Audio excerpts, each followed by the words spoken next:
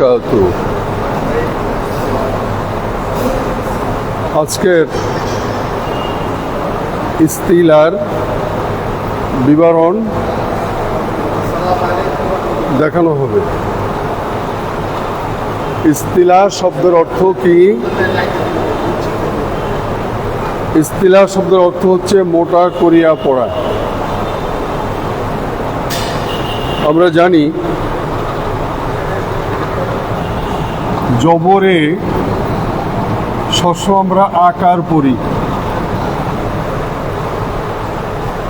আর জেরে রসিকার পড়ি, আর পেশে রস্যকার পড়ি।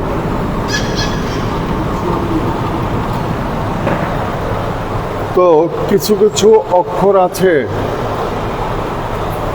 যেই অক্ষরের পরে জবর গেলে জবর উচ্চারণ হয় না। এখন জবর আমরা কয়েকভাবে পড়ি। এক জবর পড়ি, দুই জবর পড়ি, খাড়া জবর পড়ি, এক জবরের বামে খালি আলিফ পড়ি।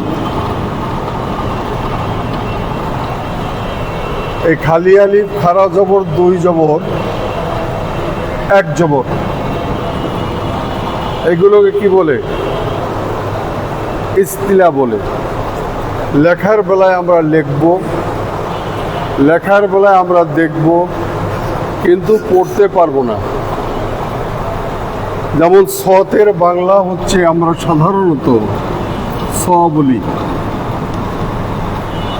দতের বাংলা আমরা দ বলি, তয়ের বাংলা আমরা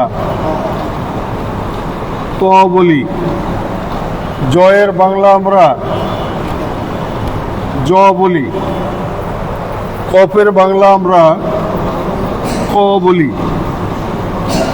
গাইনের বাংলা আমরা গ বলি, খয়ের বাংলা আমরা খিয় বলি, রয়ের বাংলা আমরা র বলি। এখন ছয়ের সাথে যদি জবর দেই, অর্থাৎ আকার দেই, তাহলে কি হবে? সা হবে। দয়ের সাথে যদি আমরা আকার দেই, কি হবে? দা হবে। তয়ের সাথে যদি আকার দেই, কি হবে? কয়ের উপরে যদি আকার দেই, কি হবে? কা হবে। গয়ের সাথে যদি আকার দেই, কি হবে? খয়ের আকার সাথে যদি আকার দিই, কি হবে? রয়ের সাথে যদি আকার দিয়ে, কি হবে?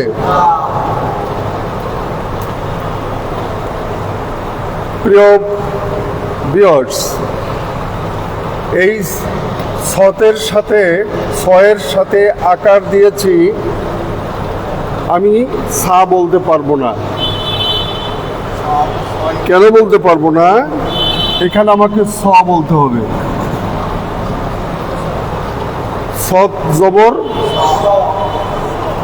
স, সৎ জবর স, দত জবর দ, ত জবর জ জবর, কফ জবর কফ জবর, গইন জবর গইন জবর, গইন জবর, খ জবর খ জবর, র জবর।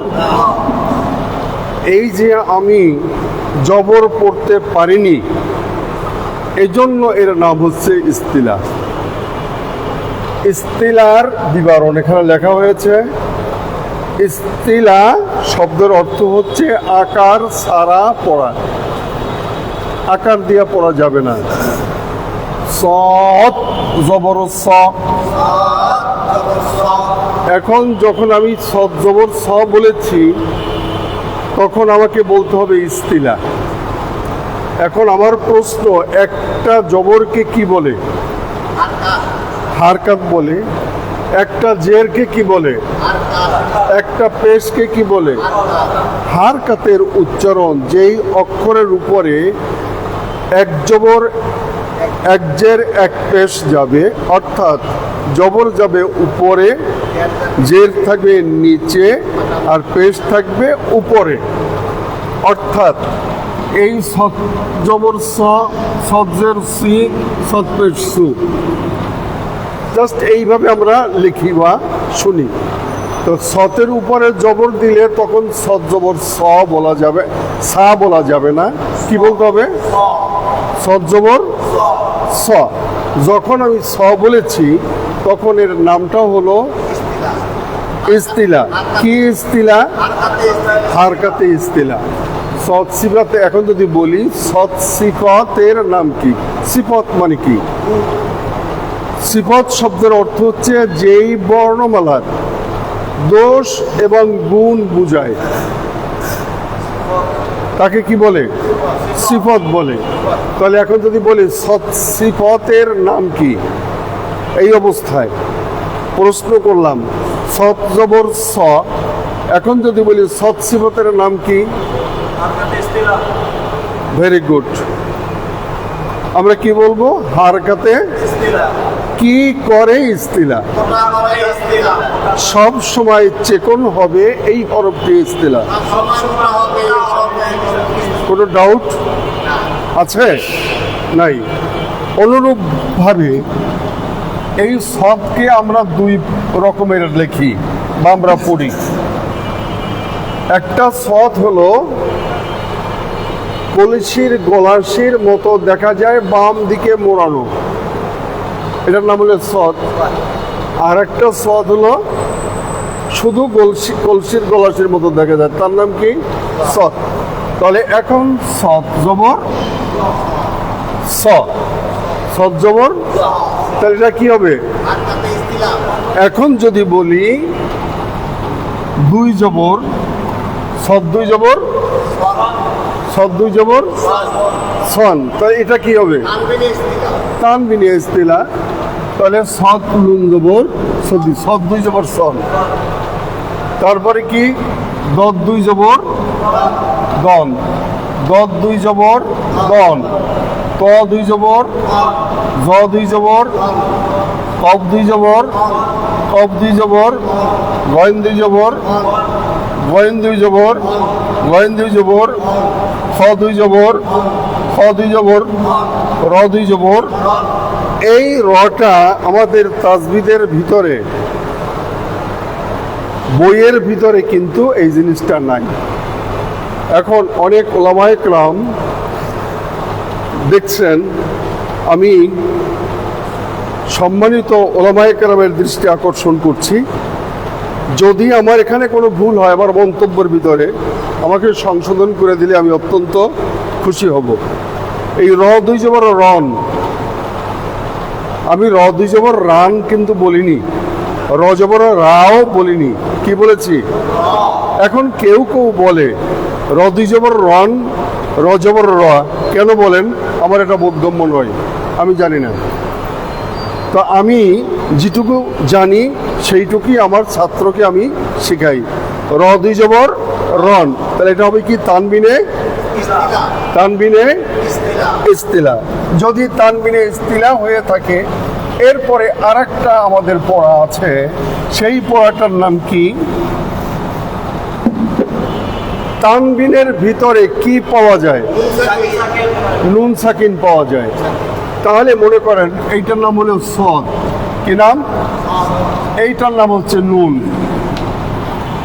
তাহলে এখানে সদ জবর স, সদ জবর যোগ, এইটার নাম হলো যোগ অথবা যজম অথবা কি ইদগাম। ইদগাম বলি, যোগ বলি, তারপরে সুকুন বলি, যজম বলি, আমরা যা কিছু মানে যেটা সবটাই আমাদের জায়েজ আছে।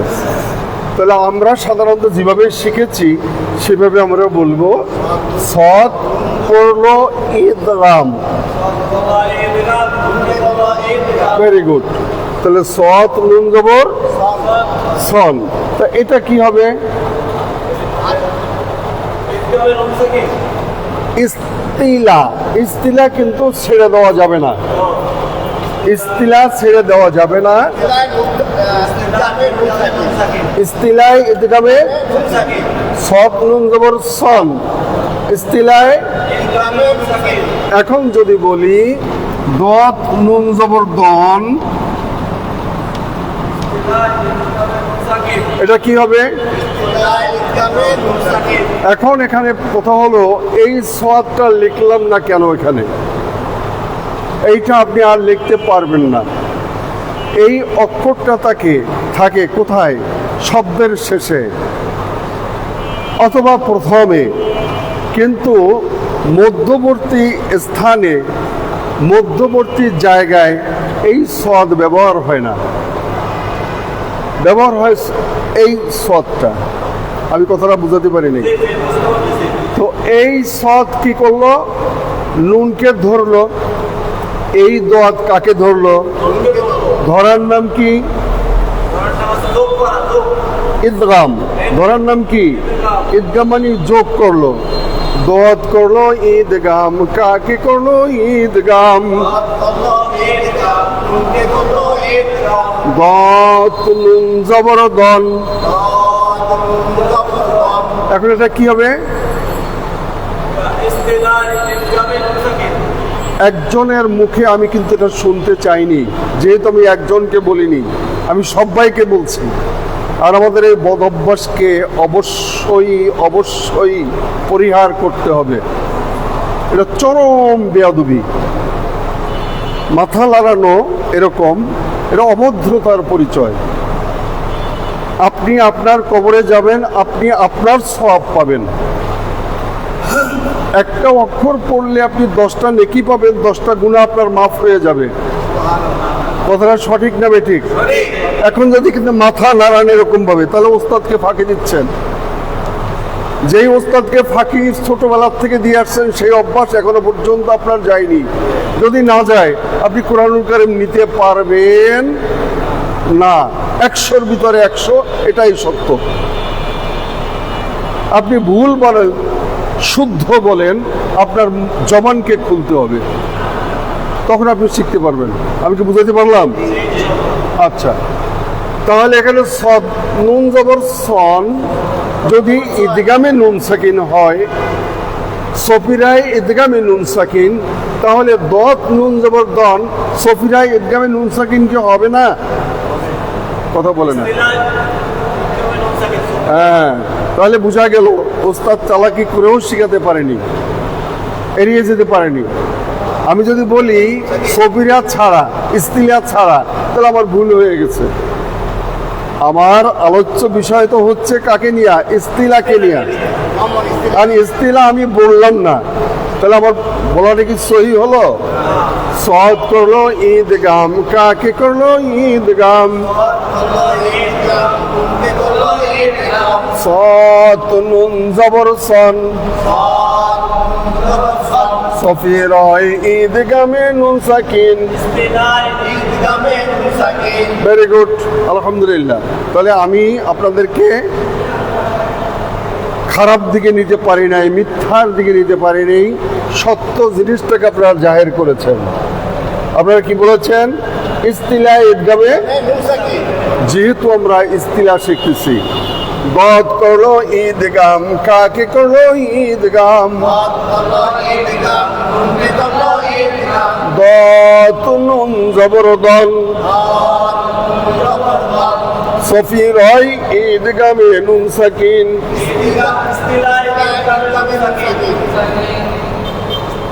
আমি তো এটা এভাবে তো পড়াইনি, একজনে একটু পিছনে, একজনে একটু সামনে, একটু বামে, এটা তো হবে না, সব এক হবে।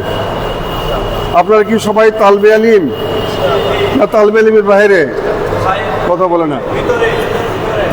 তালবে ইলমের ভিতরে আপনি বাড়ির থেকে যখন বের হয়েছেন ঘরের থেকে, তখন ফেরেশতারা কি করেছে? লাল গালিচা তাদের পর মাটিতে বিছায়ে দিয়েছে এবং তারা আল্লাহর কাছে দোয়া করতেছিলেন।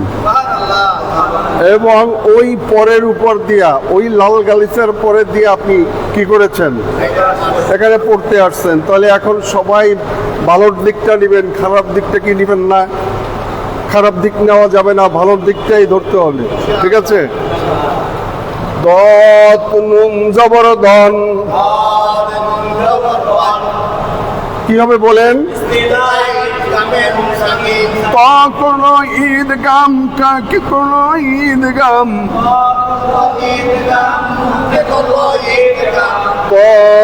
নুন জবর তন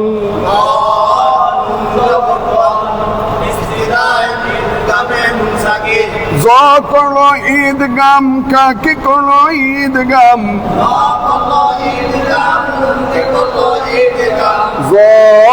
নুন জবর জন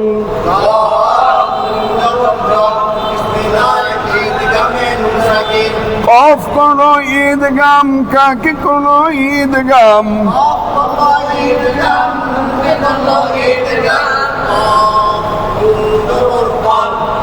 আইন কোনো ঈদ গাম কাকে কোনো ঈদ গাম এটা কি হবে? তাহলে ভুল হয়েছে, ওটা কি করা উচিত ছিল? গইন। গইন কেমন করে বুঝবো? গাইনের উপরে একটা নক্তা থাকবে, আমি এখানে নক্তা দিয়েছিলাম না, তাই না? এই জন্য তার নাম ছিল আইন।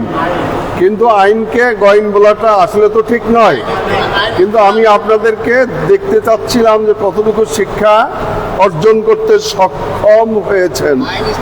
গইন নুন জবর গন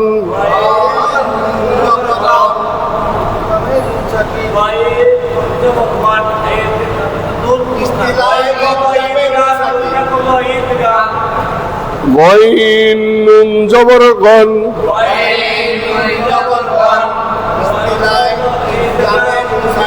গইন নুন জবর গন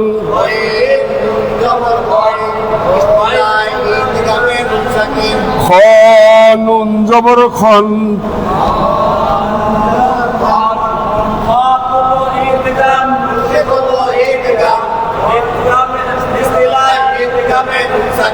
খ নুন জবর খন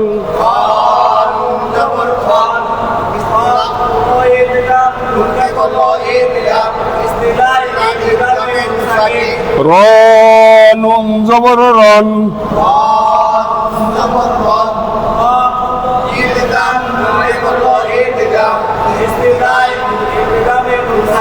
র নুন জবর রন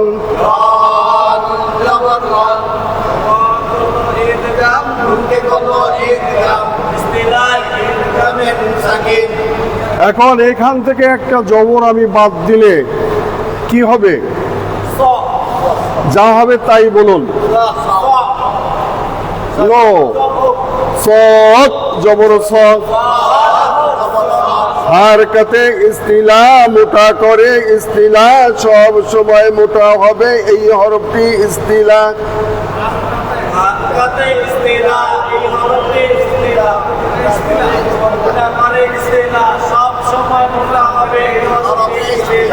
অর্থাৎ একটা জবর হলে সদ জবর স, আর দুইটা জবর হলে সদ দুই জবর সন। আর যদি নাকি সতের উপরে জবর হয়ে বাম পাশে নুন সাকিন হয় তাহলে সৎ নুন জবর সন। তারপরে কি পড়লাম? এখন আবার আরেকটা পড়া আমাদের রয়েছে, যেই পড়াটা হচ্ছে সতের উপরে খাড়া জবর, একালিপ টেনে পড়তে হবে।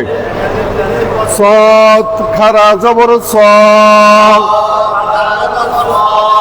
ইস্তিলাই একালিপ মাদে আসলি, সৎ খাড়া জবর স, ইস্তিলাই একালিপ মাদে আসলি, সৎ আলিফ জবর স, এক জবরের বামে খালি আলিফ হলে একালিপ টেনে পড়তে হবে।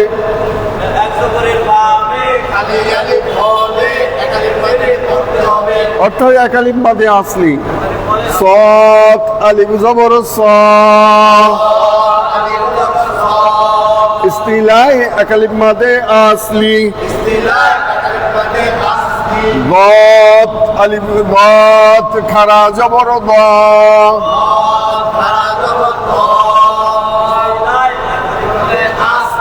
দাত আলিফ জবর দ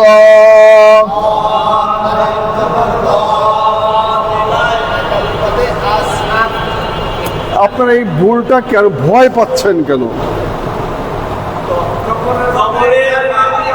এক জবরের বামে খালি আলিফ হলে এক আলিফ টেনে পড়তে হবে ইস্তিলাই এক আলিফ মাদে আসলি।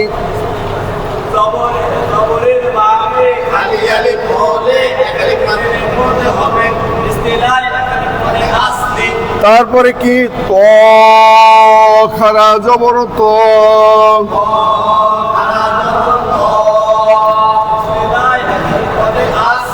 ত আলিফ জবর ত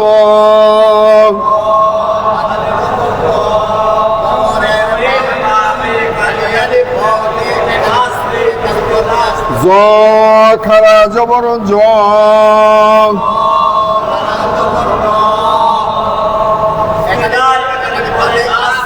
জ আলিফ জবর জ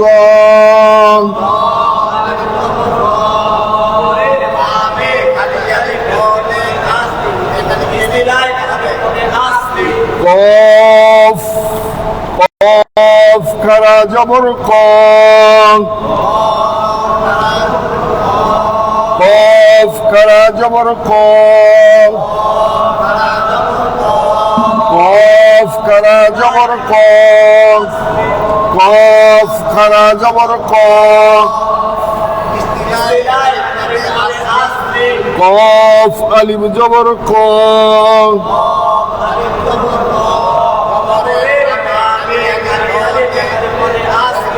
গইন খারা জবর গ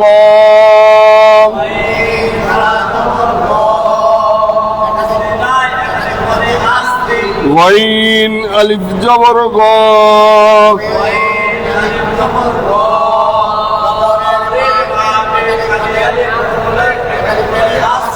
খ খারা জবর খ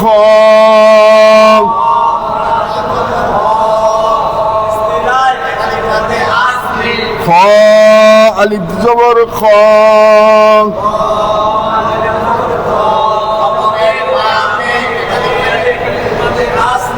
র খারা জবর র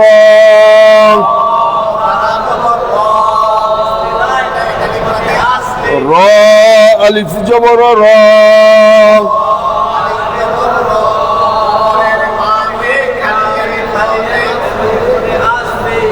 এখন এই যে পড়াটা আপনারা পড়লেন পবিত্র আল কুরআনুল কারীমের মধ্যে এভাবে লেখার আর কোনো শেষ নাই। এইটার থেকেই আল্লাহ তাবারক ওয়া তাআলা কুরআনুল কারীম লিখেছেন। সুবহানাল্লাহ বলি। তো আপনি যদি এখানের থেকে পরিচয় অর্জন করতে পারেন, চিনতে পারেন, তাহলে আপনার পড়তে কি কোনো অসুবিধা আছে? আমার এখন আজকের আমাদের বিবরণ ছিল ইস্তিলার বিবরণ। ইস্তিলার শব্দের অর্থ কি? এই পর্বটার নাম হলো ইস্তিলার পর্ব। কি নাম? সবাই বলি। ইস্তিলার পর্বের ভিতরে যতগুলো ফাংশন আছে প্রত্যেকটাই আমি আপনাদেরকে নোট করেছি।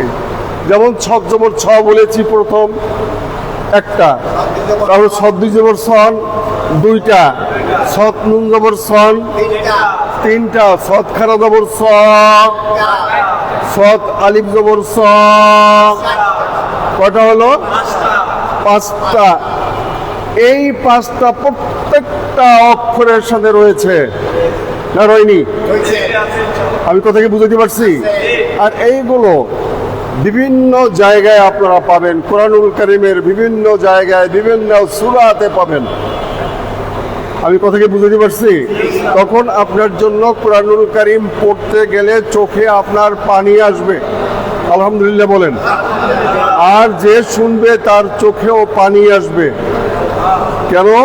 আপনি যখন কুরআনুল কারীম তেলাওয়াত করবেন, মহান রব্বুল আলামিন তখন আপনার মুখের সাথে তানার কুদরতি দুই ঠোঁটকে মিলাইয়া দেন।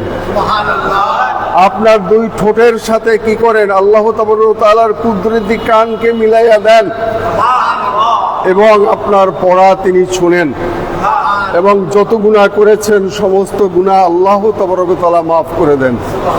এখন যদি আপনি না বুঝে তেলাওয়াত করেন তাহলে আপনাকে কখনো তাসির করতে পারে না, এটাই সত্য।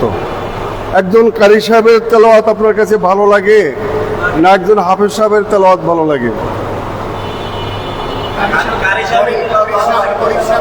একজন কারি সাহেবের তেলাওয়াত আপনার কাছে ভালো লাগবে, একজন হাফেজ সাহেবের তেলাওয়াতও ভালো, কিন্তু ভালো হলে কি হবে, এত শ্রুতি মধুরতা আসবে না। হাফেজ সাহেব পড়েন তাড়াতাড়ি, আর কারি সাহেব কি করেন, সুর দিয়া অনেকক্ষণ সময় নিয়ে তেলাওয়াত করেন। এই জন্য তেলাওয়াতটা আমাদের শুনতে মনে চায়। কিয়ামতের মাঠেও কি হবে, শেষ বিচারের পরে একটা মাহফিল হবে কোরআনুল কারীম কোরআনুল কারীম তেলাওয়াতের মাহফিল। সবাই বলি আলহামদুলিল্লাহ। আল্লাহ যেন আমাদেরকে অংশগ্রহণ করার মতো তৌফিক দান করুন। যারা আমাদের কাছে নাই, যারা দূরের থেকে শুনতেছেন শিখতেছেন, তাদের জন্য কি একটু দোয়া করা যাবে না? তাদের জন্য দোয়া করি, আল্লাহ তাদেরকে আপনি কবুল করেন। আর যারা আসতে পারে নাই, আসতে চায় না, তাদেরকে আসার মতো তৌফিক আপনি দান করেন এবং বিশুদ্ধভাবে তেলাওয়াত শিক্ষা অর্জন করার মতো তৌফিক দান করেন। আজকের আমাদের পড়ার নাম হলো ইস্তিলার পর্ব।